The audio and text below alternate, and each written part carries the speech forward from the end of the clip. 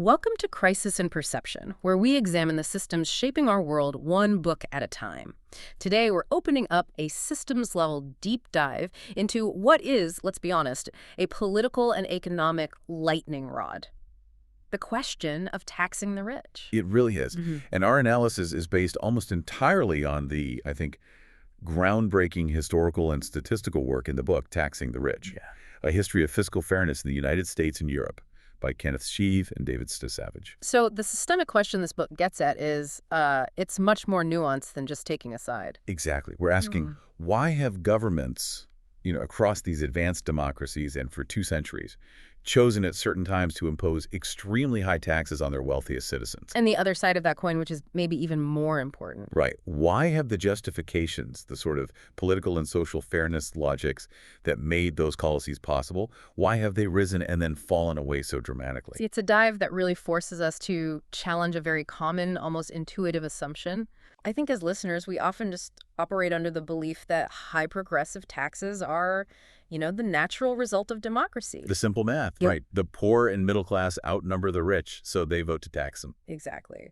Or maybe that high taxes are just a direct sort of mechanical response to rising economic inequality. But the authors suggest the reality is much more complex.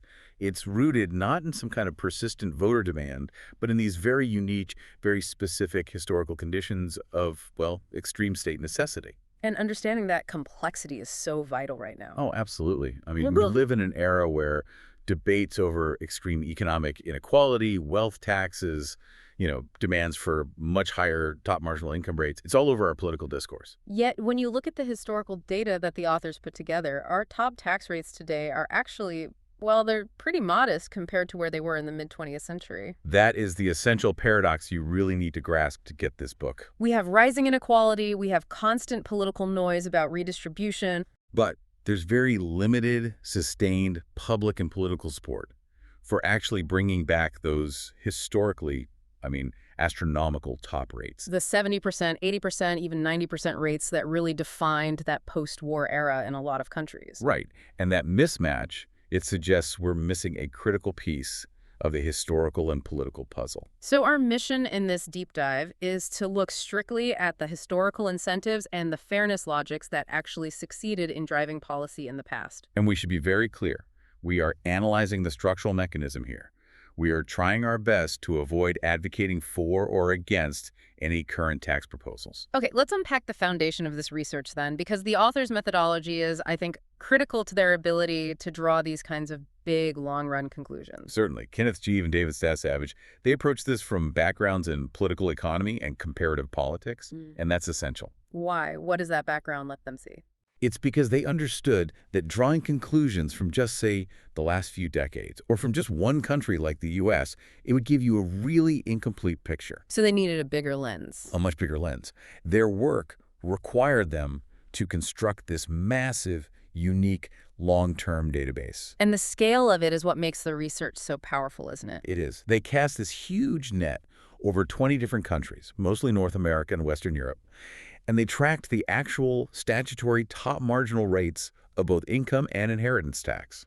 And not just for a few years. For 2 centuries, from 1800 all the way up to 2013. Wow. And that extraordinary breadth in time and in geography allows them to really act as a corrective to a lot of the conventional wisdom that's, persisted in political science and economics for decades. Because if you only look at recent history, you might get the wrong idea. Exactly. You might assume things like globalization or efficiency concerns are the main reason taxes have come down. But when they show you the entire 200-year trend, you see a much deeper, more structural cause. Okay, so let's go right to that conventional wisdom they want to correct. What is the standard model for how progressive taxation is supposed to work in a democracy? Well, the prevailing thought, and it has roots that go way back, even to thinkers like Alexis de Tocqueville, is that progressive taxation is just the expected natural outcome of a democracy where the median voter is poorer than the mean. It's the simple numbers game again. It is. Because the rich are outnumbered, democratic pressures should just naturally lead to redistribution. And in that model, the only things that really stop it are, they're usually thought to be either political obstruction by wealthy elites. Capture, as it's often called. Right, capture.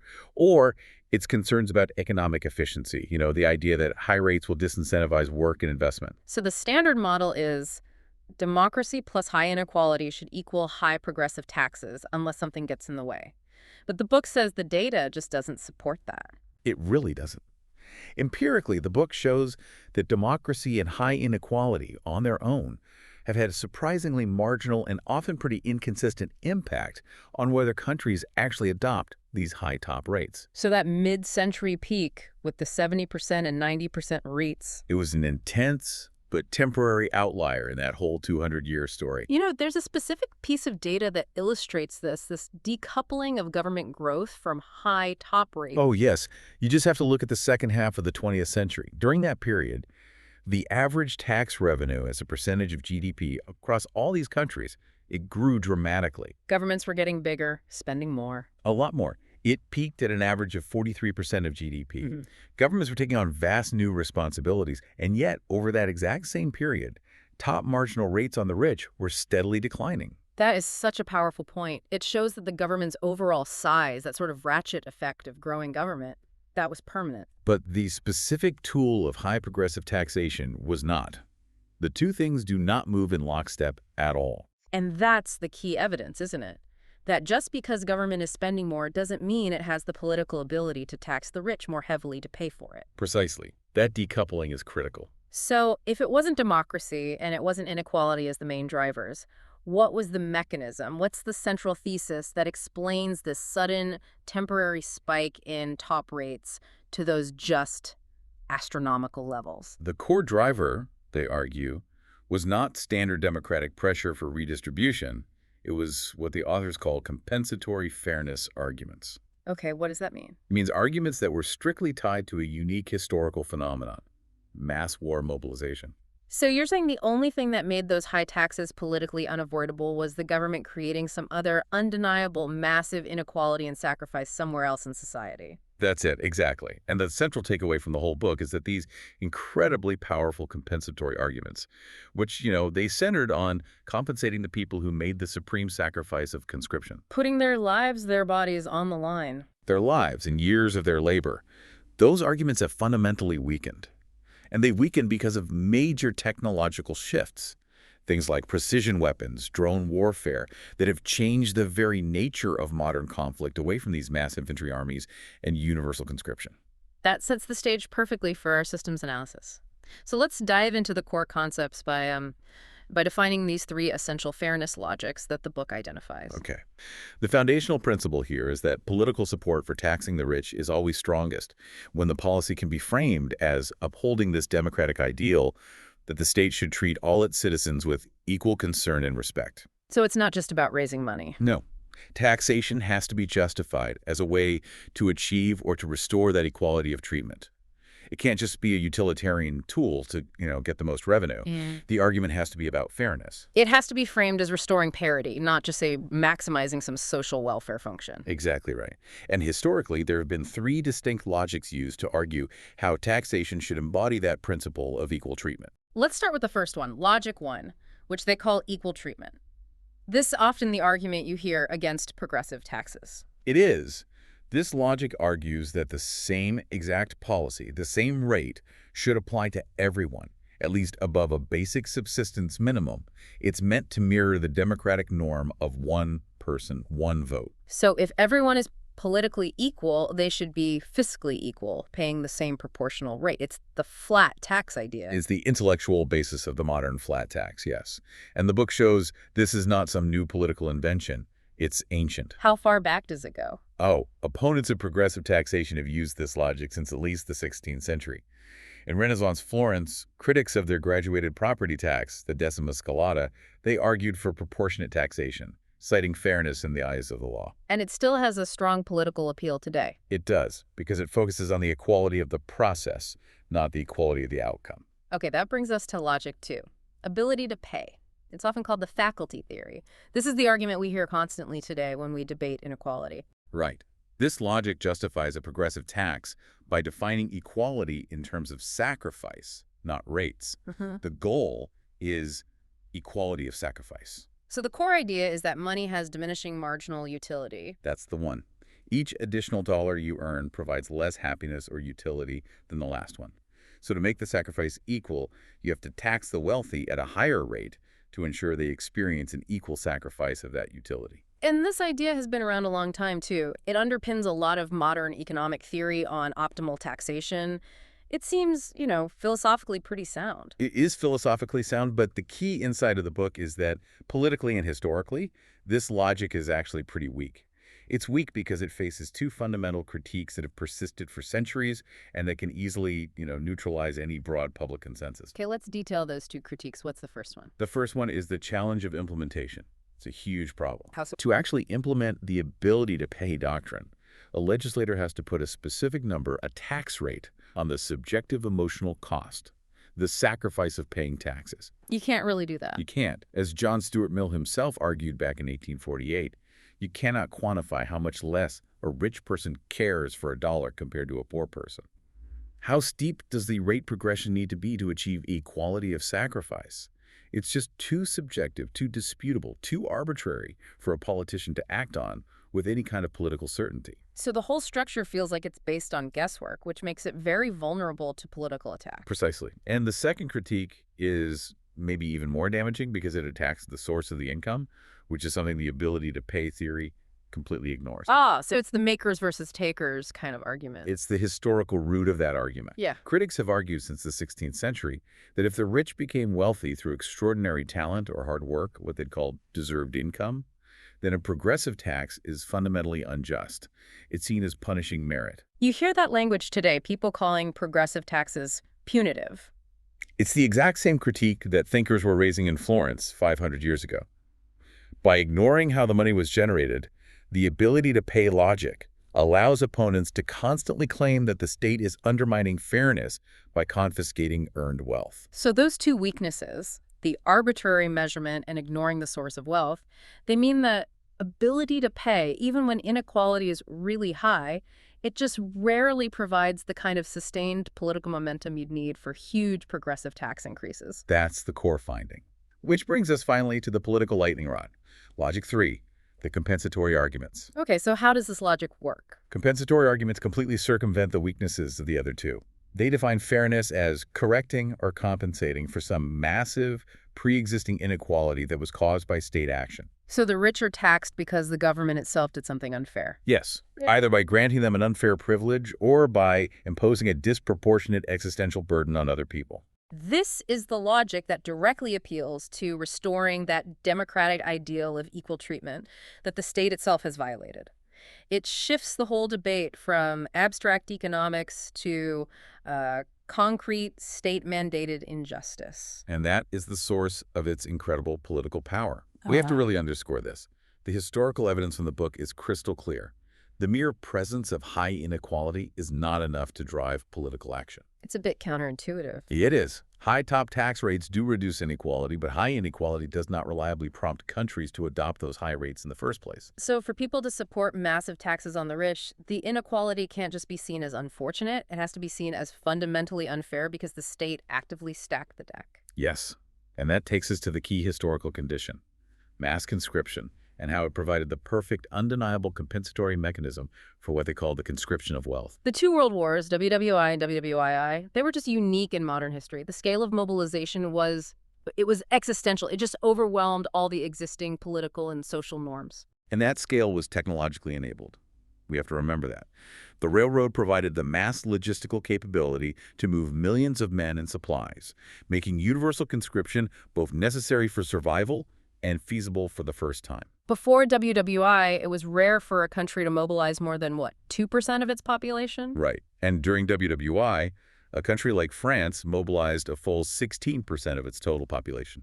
It's a completely different world. And this single-action universal conscription created this stark, massive, state-imposed compensatory inequality. It created along two very distinct and crucially undeniable lines. First, the state conscripted the bodies and labor of young men who were often less wealthy, forcing them to face lethal risk and sacrifice years of their lives.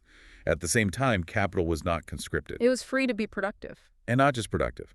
The second line was that owners of capital often benefited hugely from high wartime demand, massive government contracts, and soaring profits. They were essentially profiting from the forced existential sacrifice of others. So the political logic just became impossible to ignore if you conscript labor. Fairness demands that you conscript capital as well. Mm. The system needed that narrative to maintain its own legitimacy. And this compensatory fairness narrative, it just became so powerful that it forced political shifts across the entire spectrum. Look at the numbers from World War I.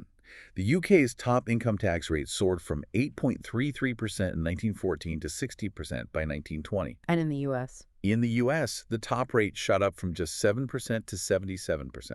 I mean, these are not gradual policy tweaks. They were massive systemic shifts driven by pure political necessity. And the data shows this was very targeted, right? It wasn't just a general tax hike on everyone. Absolutely. The marginal tax increases were significantly higher for the 99.9th percentile compared to the 90th percentile in the countries that mobilized.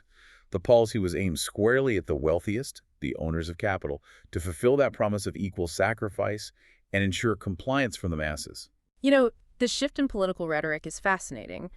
You mentioned that even longtime supporters of progressive taxes actually abandoned the ability to pay argument during the war. That's a key insight into what makes an argument politically powerful. The frequency of ability to pay arguments actually decreased in parliamentary debates during the war. Why? Because the existing supporters of progressive taxes realized that arguing about the arbitrary measure of diminishing marginal utility was just impotent compared to simply pointing to the physical reality of conscription on one hand and war profits on the other. So the political elites, who were incentivized by this overwhelming need to maintain legitimacy, They had no choice. They were forced to adopt the conscription of wealth narrative just to ensure social cohesion and keep the war effort going. So we have this really clear feedback loop. Mass mobilization creates this undeniable inequality of sacrifice, which immediately validates the compensatory fairness logic, which then forces political elites to adopt these massively progressive tax policies to maintain legitimacy, which in turn secures mass compliance. And that entire system, as we establish, was completely dependent on a military technology that required mass infantry armies. The problem for the longevity of those high tax rates is that technology kept evolving. Okay, let's talk about that technological shift. How we went from the railroad to the drone and what that meant for the political feasibility of progressive taxation. The structure of the mass army, enabled by the railroad, was the necessary condition for that compensatory logic to work. But over the last 50 years or so, military technology, precision weapons, guided missiles, advanced air power, drones, it has fundamentally rendered mass infantry armies unnecessary and often counterproductive for major powers like the U.S. And this shift facilitates a different kind of war, a limited, voluntary war, where most of the population is structurally insulated from making any kind of existential sacrifice. That is the essential systemic break. When a country fights its wars with voluntary professional forces, the vast majority of the population is simply not asked to risk their lives. So if the masses aren't sacrificing, Then the core compensatory argument, that the rich should pay a special fiscal prices compensation, it loses all political credibility. If the burden of war is only borne by, say, 0.5% of the population, it is politically impossible to justify singling out the rich for an astronomical tax hike to compensate the other 99.5% who were never even asked to serve. this historical analysis gives us a cold, structural answer to why the U.S. actually lowered taxes on the rich during the recent wars in Iraq and Afghanistan. It does. The structural condition that made the conscription of wealth argument so politically powerful was just entirely absent. So the deep reason for the rise and then the fall of high progressive taxation wasn't accidental at all? Not at all. It was driven by these long-run trends in international rivalry and the available technologies for fighting wars.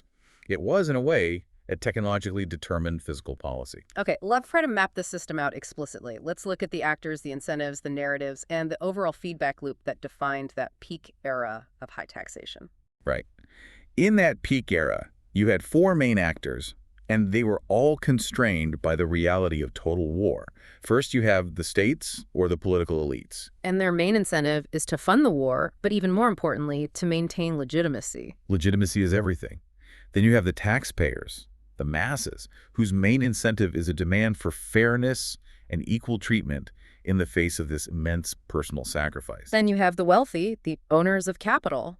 Their incentive is self-interest, obviously, to minimize their tax burden, but they're constrained by the need for social cohesion and, avoiding mass political upheaval. And finally, the military institutions. They're constrained by railroad technology, and they determine the sheer scale of mobilization, which is what sets the whole political conflict in motion. And the narratives were the crucial management tools for the state. Yeah. The state uses the national survival narrative to justify the initial, highly unequal action, the conscription of labor. But then it's immediately forced to adopt the corrective narrative. The shared burden or equal treatment narrative, which demands the conscription of wealth to equalize the sacrifice.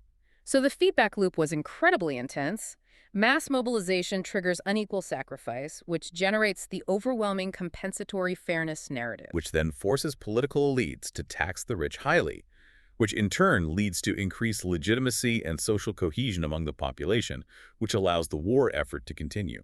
That cyclical pressure explains why those high rates were adopted so quickly during WWI and WWII, regardless of which political party was in power. But the system breaks the moment the wars end, and that initial condition, mass conscription, is removed. Once that existential crisis is over, the overwhelming compensatory logic just fades away. It fades entirely. And the high tax rates, which are now sort of a historical status quo, they have to be defended solely by that much less compelling ability to pay doctrine. And that doctrine, as we've established, is historically and politically weak. It's very vulnerable to critiques based on equal treatment, the flat tax arguments, and efficiency arguments about incentives.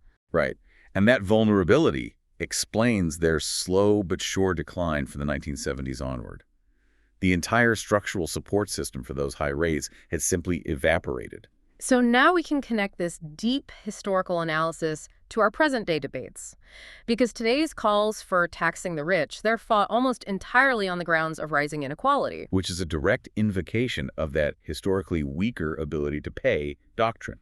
Proponents argue that since the rich have so much, they can afford to pay more, and that high rates are needed to, reduce wealth gaps or fund social programs. It's an abstract moral and economic principle. But the 2 centuries of data from the book show that governments, on average, just do not tax the rich simply because inequality is high.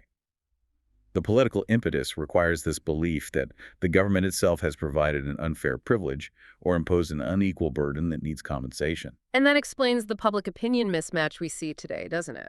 I think it does. I mean, contemporary surveys show people are concerned about inequality, but there's very limited support for a return to those extremely high top rates, like 70% or 90% that we saw in the mid-20th century. People worry about the wealth gap, but they're not convinced that the current economic situation represents a state-imposed injustice that's on the same level as conscription. It's not seen as the same kind of crisis. It's important to really address the main counter-explanations for the decline in tax rates, though, the efficiency argument and globalization. We need to be clear about why the authors argue these aren't sufficient on their own. Let's start with efficiency. The idea that high taxes hurt economic growth by disincentivizing work and investment. This is an ancient debate formalized by economists, like Edgeworth and Mirrlees. So if this were the main driver, we should see governments cutting tax rates specifically because growth slowed down. Right, or because some new research emerged proving the inefficiency. But the evidence doesn't really support this as the primary cause. What does it show instead? Well, while efficiency is always a political talking point, the authors find very little correlation between specific cuts to top tax rates and, sudden specific downturns in economic growth. The cuts were part of a long, slow decline that happened across lots of different economic environments. So the change in belief about efficiency wasn't the cause. It seems more likely that the absence of the powerful compensatory logic is what made the efficiency argument politically viable again. Okay, what about globalization? The argument that capital is now so mobile that it forces nations into a race to the bottom on taxes to stay competitive. Globalization is a critical piece of the context, no doubt, and capital flows have definitely increased as taxes have decreased. But globalization alone is not enough to explain the broad trend across all democracies. Especially when you're looking at the capture hypothesis, the idea that the rich just buy political influence to lower their taxes, which is an argument you often hear applied to the U.S. That's the danger. It's easy to assume money in politics explains everything in the U.S. But the tax declines happened everywhere. They did. even in countries with strong institutional protections against private money in politics. Canada, for instance, abolished its federal inheritance tax way back in 1971. And Sweden. Sweden, a model of social democracy with very strict rules, abolished its inheritance tax in 2004. If elite capture were the main driver, these systems should have been much more resistant to cutting those taxes. So the broad international trend suggests the primary change was structural. Yes, the political necessity of keeping those high rates was just gone, which allowed these secondary arguments, like globalization and efficiency, to finally succeed. So if the mass warfare logic is structurally obsolete and the ability to pay doctrine is politically weak, what does the historical data suggest is the most effective path forward for people who want higher progressive taxation today? The strategic takeaway is that they have to look for new compensatory arguments, or they have to appeal to existing equal treatment principles where they're currently being violated. One possibility is actually a very old logic, compensating for the regressive nature of consumption taxes. Right, this was a major compensatory argument back in the 19th century, before mass warfare kind of took over the whole debate. The idea being that low-income groups bear the biggest burden from things like sales tax or VAT. Exactly. And the data shows they still do. It's a massive regressive tax burden. For example, in France, the lowest earners pay a full 15% of their income in consumption taxes, while the highest earners pay only about 5%. That's a huge disparity. It is. And it provides a viable compensatory argument. You need progressive income tax adjustments to restore equality of treatment across the entire fiscal system, not just the income tax part of it. But maybe the most potent modern equal treatment argument is about pointing out violations at the very top of the income ladder, where the state is actively granting privileges. That's probably the most compelling avenue, because it uses the language of the flat tax advocates against them. It focuses on where the wealthiest get these state-granted privileges through the tax code deductions, exemptions, the lower rate on capital gains that result in their effective tax rates actually violating the expected progression.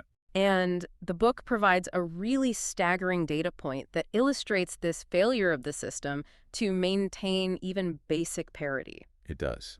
It cites 2011 IRS data from the U.S. showing that filers earning over $10 million a year faced an average effective income tax rate of only 20.5%. And you have to contrast that with? With those earning between $1.5 million and $2 million, they faced a higher effective rate of 25.2%. That outcome is just a fundamental violation of the equal treatment principle. You don't need to make the subjective ability to pay argument. No, you just point out that the system is structurally unfair because the government has privileged the very top, causing their effective rate to actually decline as their income skyrockets. And the authors argue that while this strategy is more about correcting injustice than, say, generating massive new revenue for big programs. It's a politically potent argument. It is a modern invocation of that compensatory logic. It's not focused on unequal sacrifice, but on unequal state-granted privilege, which directly challenges the legitimacy of the current tax system. This deep dive into taxing the rich gives us several really clear connections back to the larger themes of our project, crisis and perception. Absolutely. The first major connection is that policy outcomes follow incentives, not ideals. This whole analysis shows that those massive, rapid progressive tax increases were determined by the state's political incentive to maintain legitimacy during a time of existential sacrifice. And that matters far more than abstract economic ideals like maximizing welfare or pursuing pure ability to pay. It does. The second connection is why fairness narratives matter so much more than abstract principles. The rise and fall of top tax rates were directly correlated with the credibility of a specific tangible fairness narrative, the conscription of wealth. When the historical context total war made that narrative undeniable across the whole political spectrum, the policy shifted dramatically. And when that context changed, abstract principles like ability to pay just proved insufficient to maintain the policy. It shows that narratives that speak to immediate state-imposed injustice are the true drivers of systemic change. And finally, there's the way historical memory shapes our present expectations. The high taxes of the World War era established this memory, this idea that high progressive rates were a possible status quo. But without the active structural conditions, the mass conscription that created those high rates in the first place, defending them became incredibly challenging. So the difficulty we see today in raising top rates just reflects these enduring structural constraints. Yes, constraints defined by modern military technology and the loss of the single most compelling compensatory argument in modern history, We're kind of trying to revive a fiscal policy without the structural foundation that necessitated its existence in the first place. So we've covered 2 centuries of fiscal history, the evolution of fairness arguments, and the foundational role of war technology. Let's try to conclude by summarizing what this book really helps us see differently. Okay, first, progressive taxation. It was not some inevitable product of democratic evolution or just a simple response to rising inequality. It was an intense but temporary political necessity. One rooted in compensating for these unequal state obligations during mass warfare. Right. Second, the idea of fairness in taxation. It only gains critical political mass when it can correct a visible government-created injustice or compensate for an imposed existential sacrifice. The state has to be the author of the injustice for the compensatory logic to really work. And third, And third, the relationship between war, state power, and distribution is far more precise than simple ideology would have you believe. The technological constraints of warfare, the logistics of the railroad enabling mass conscription versus the precision of the drone eliminating it, that fundamentally shaped the political incentives available to states. it dictated the feasibility of mass mobilization, and in doing so, it determined whether these powerful compensatory claims for wealth redistribution could even succeed. Which leaves us with a provocative final reflection for you, the listener. If the strongest argument for taxing the rich, the conscription of wealth, is now technologically obsolete, what new structural condition could possibly emerge to generate that same kind of necessary political consensus? The historical pattern is clear. Meaningful, politically sustainable change requires a new, compelling compensatory rationale that's outside of military conflict. The open question for the future is whether proponents of taxing the rich can successfully identify a contemporary state-created privilege or unequal burden of sufficient magnitude, something analogous in its political weight to mass conscription to generate that required political consensus.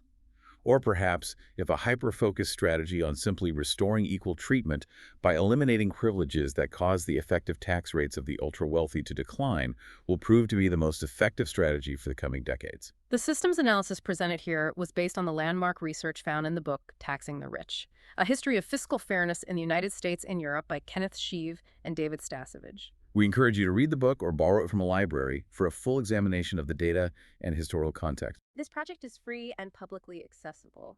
If you'd like to support the time, tools, and research behind Crisis and Perception, you can become a supporter on Patreon. For a shorter visual overview of this topic, see the mini explainer link in the description. If you enjoy this kind of systems-level analysis, please like, subscribe, and comment with books or topics you'd like us to explore next.